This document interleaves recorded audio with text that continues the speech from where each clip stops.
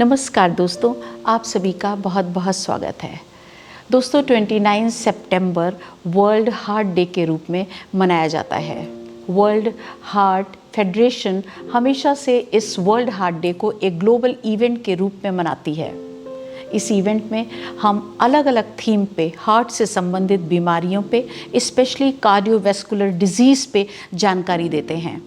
हर बार इस विषय में थीम अलग अलग होती है और उस थीम पे ये फेडरेशन काम करती है। 2022 की थीम है use heart for every heart.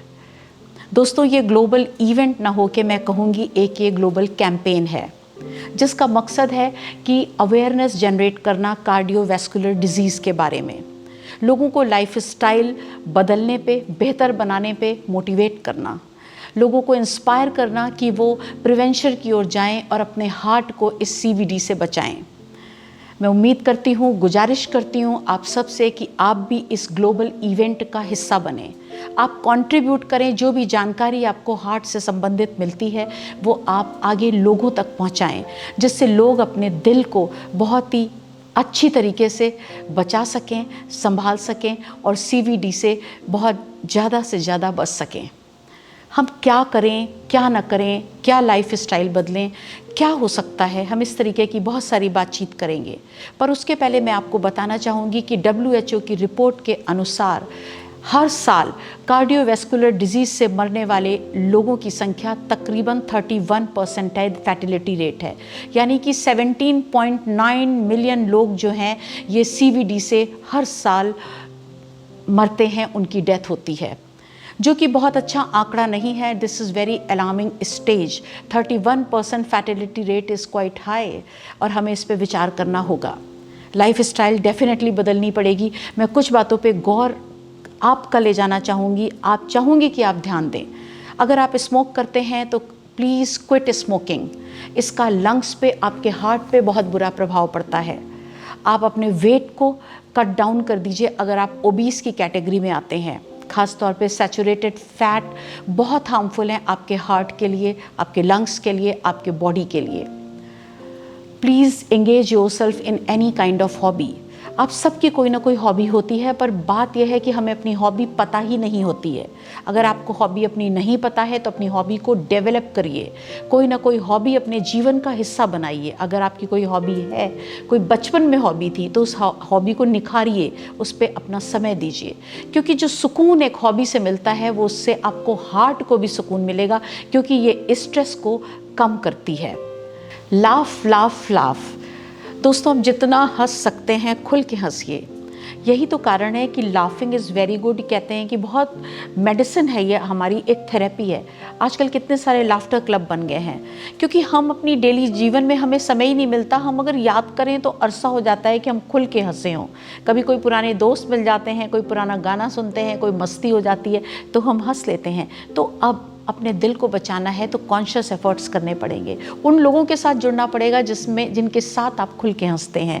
उन चीज़ों को अपनाना पड़ेगा जो आपको खुशी देती है। से नो टू एक्सेस सॉल्ट। अक्सर होता है कि हम खाने में, सब्जियों में या सैलड में, फ्रूट्स के ऊपर एक्स्ट्रा सॉल्ट डाल देते हैं। ये हमारे स्वास्थ्य के लिए अच्छा नहीं है, क्योंकि ज़्यादा नमक से हमारा बीपी रेज होता है और जो हाई बीपी होता है वो हार्ट के लिए बहुत ही हार्मफुल है। Keep moving. दोस्तों कई बार होता है हम ऐसी जॉब में होते हैं जहाँ पे हमें एक जगह बैठकर ही काम करना पड़ता है, या जिसको हम कहते हैं कि सीडेंट्री लाइफ स्टाइल होती है। और इस तरीके की जो लाइफ स्टाइल है वो हमारे हार्ट के लिए अच्छी नहीं है। तो ये आपको कहना चाहूँगी कि ऐसे में अगर आपको अपने कुलीग से भी ऑफिस में है बात करनी है तो आप फ़ोन के बजाय उसकी डेस्क तक बात करना प्रेफर करिए।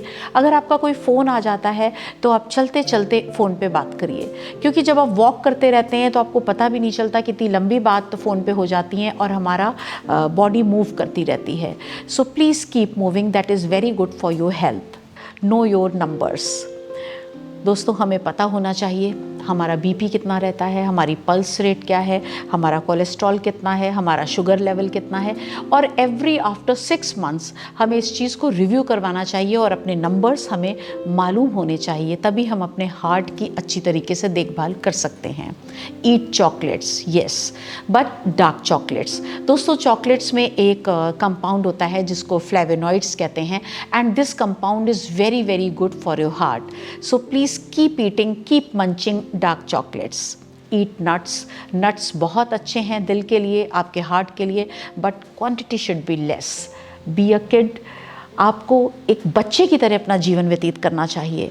जब बच्चा होता है वो हमेशा खुश होता है, बिंदास होता है, कोई हरी भरी उसकी लाइफ में नहीं होती है। So please try to be like a kid. Pet therapy, दोस्तों, जो पेट थेरेपी एक बहुत ही अच्छी थेरेपी है, ये बहुत ही अच्छा स्ट्रेस बस्टर है, क्योंकि हम जितना भी स्ट्रेस लेते हैं, जो तनाव है, वो हमारे हार्ट के लिए अच्छा नहीं है। कई बार ज़िंदगी में अकेलापन होता है और ये अकेलापन भी तनाव देता है, और जब तनाव आता है तो उससे हमारा हार्ट पे, दिल पे बहुत ही बैड इफ़ेक्ट इसका होता है। तो बहुत ही अच्छी ये थेरेपी है कि अगर आप ऐसा महसूस करते हैं, तनाव में रहते हैं, तो आप पेट्स को रखें, आपके हार्ट के लिए, आपके जीवन के लिए बहुत अच्छा होगा। Take the scenic route home.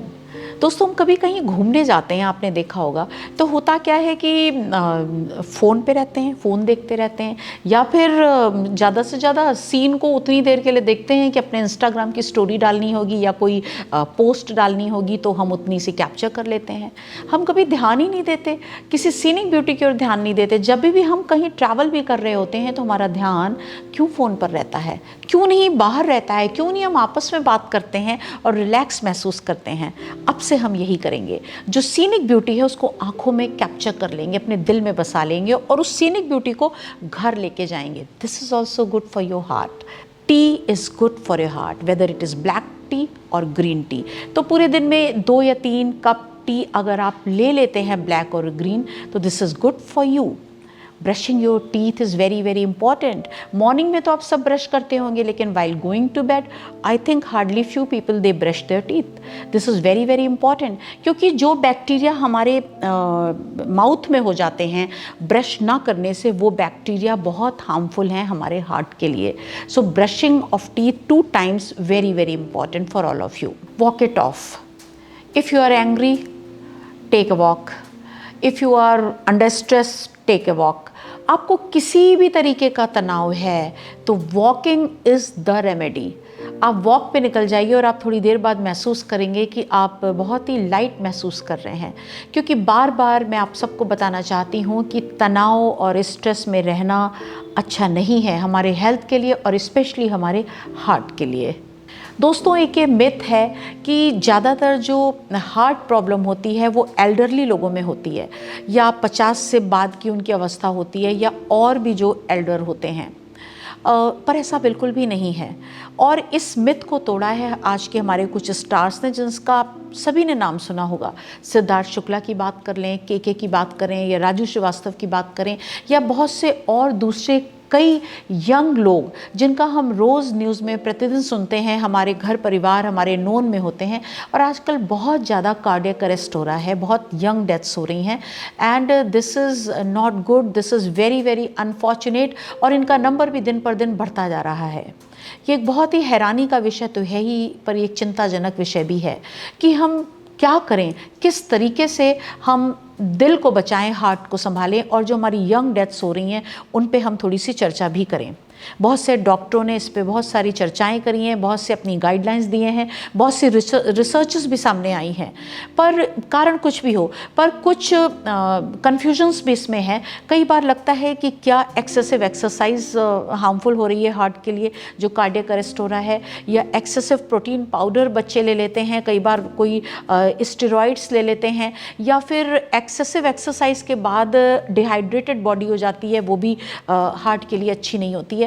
बहुत सारे कारण हैं। हम ये भी जानते हैं कि prevention is always better than cure. अगर हम प्रिवेंशन की ओर बात करें और डॉक्टर्स ने जो कहा है उसकी एडवाइस को अपने जीवन में उतार लें, तो शायद कुछ हद तक हम अपने हार्ट को बचा सकते हैं। उन्होंने कहा कि आजकल होता क्या है कि बहुत से लोग एक्सेसिव एक्सरसाइज करते हैं या जिम ज्वाइन कर लेते हैं और वो लोग ज़्यादातर इस कार्डियक अरेस्ट का शिकार हो रहे हैं, या जो एथलेटिक्स हैं, जो ज़्यादातर खेलों से जुड़े हुए हैं। कुछ उनके इंस्ट्रक्शंस हैं, कुछ उनकी बातें हैं जो उन्होंने शेयर करी हैं और आप तक पहुंचाना चाहती हूं कि जब भी आप कोई जिम ज्वाइन करते हैं तो सबसे पहले ये जिम जो है ये फिजिकल फिटनेस के माइंडसेट से ज्वाइन करना चाहिए, न कि बॉडी बिल्डिंग के माइंडसेट से। पर जिम ज्वाइन करने के पहले कार्डियक इवैल्यूएशन का होना बहुत बहुत ज़रूरी है।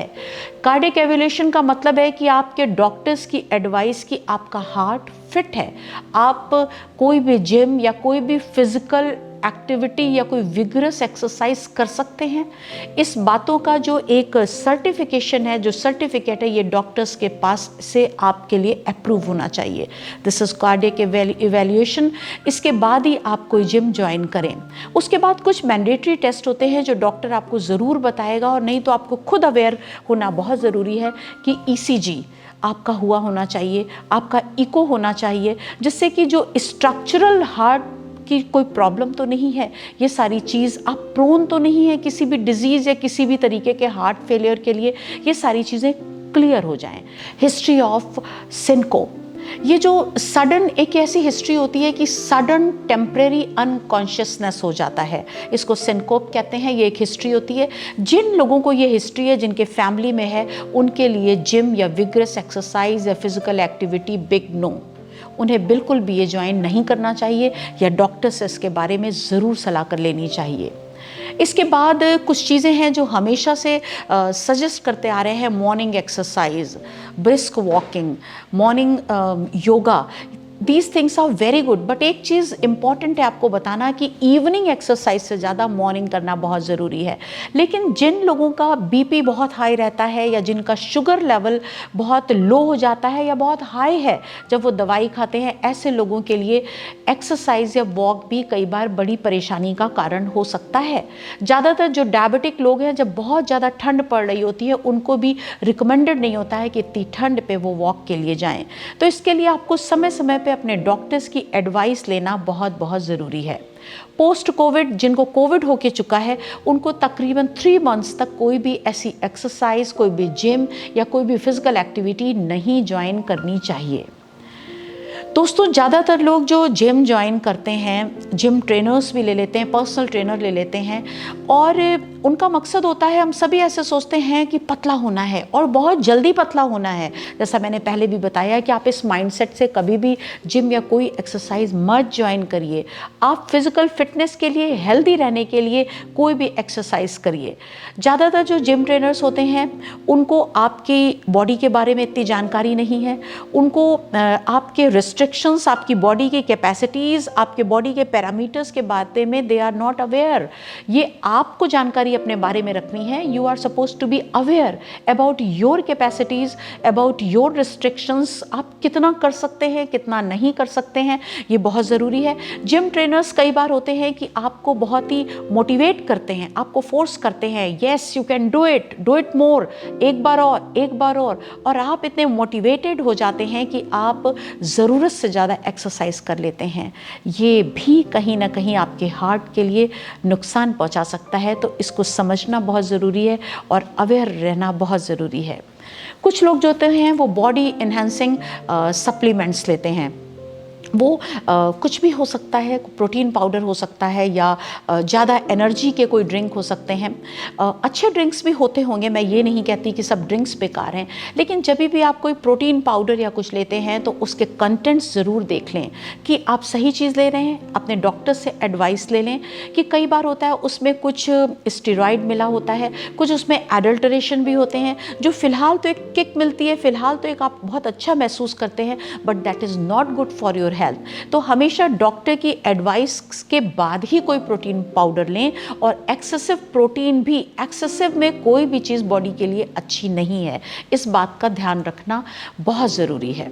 दूसरी बात है दोस्तों, हम जिम जैसे जाते हैं तो हमें इस बात का ध्यान रखना होगा, और जो भी लोग जिम चलाते हैं उनको भी ध्यान रखना होगा कि उनके जिम जो हैं वो वेल इक्विप्ड होने चाहिए। AED, ऑटोमेटेड डेफिब्रिलेटर, ये जिम में होना बहुत ज़रूरी है। CPR और basic life support system, BLS protocol, ये सभी जिम के लिए, ट्रेनर्स के लिए मैंडेटरी है कि जो उस जिम में ट्रेनर्स हैं उनको वो वेल ट्रेंड हो, उन्हें इसके बारे में पूरी नॉलेज हो। आपके जिम में, जिस भी जिम को आप ज्वाइन कर रहे हैं, वहाँ पे रिसैसिटेशन किट का होना विद ऑक्सीजन बहुत ज़रूरी है। इमरजेंसी प्लान होने जिम में बहुत ज़रूरी हैं, जैसे कि टाई अप हों विद हॉस्पिटल्स, और उसके साथ साथ ट्रांसपोर्टेशन के लिए कोई एम्बुलेंस से टाई अप होना ज़रूरी है, फर्स्ट एड किट का होना ज़रूरी है। यानी कि कोई भी हैपनिंग, मिसहैपनिंग हो जाती है तो उसको केटर करने की सारा प्रबंध जिम में होना चाहिए। दोस्तों, यू नो कि prevention is always better than cure. अगर हम पहले से ही ये सारी चीज़ों पे ध्यान दे दें, हम क्या खा रहे हैं, कहाँ जा रहे हैं, क्या कर रहे हैं, हमारी बॉडी के लिए क्या ज़रूरी है, तो हमें लगता है कि हम काफ़ी हद तक जो ये कार्डियक अरेस्ट होते हैं, हार्ट रिलेटेड प्रॉब्लम होती है, हम इस पे कंट्रोल पा सकते हैं। ये बात आप अपने दिल में बसा लीजिए, अच्छे से बैठा लीजिए कि जब दिल की बात होगी तो आप इसे लाइटली नहीं लेंगे। आपको अपना दिल संभालना है और अपनों का भी। दिल से की हुई बात आपके दिल तक पहुंचेगी, ये उम्मीद करती हूँ और शुभकामनाएं देती हूँ कि आपके दिल धड़कते रहें और आप यूं ही चलते रहें। फिर मिलेंगे आपसे बहुत जल्दी किसी और विषय पर, यूं ही चलते चलते। दोस्तों, अगर आपको ये वीडियो अच्छा लगा है तो इसको लाइक करिए और इसको शेयर करना मत भूलिए, क्योंकि ये इसमें दिल की बातें हैं और बहुत ऐसी बातें हैं जो आपके दोस्तों तक, आपके अपनों तक पहुंचाना बहुत ज़रूरी है। अगर आपको मेरे वीडियोस अच्छे लगते हैं तो मेरे चैनल को सब्सक्राइब करना मत भूलिए, मुझे भी बहुत अच्छा लगेगा। बहुत बहुत धन्यवाद।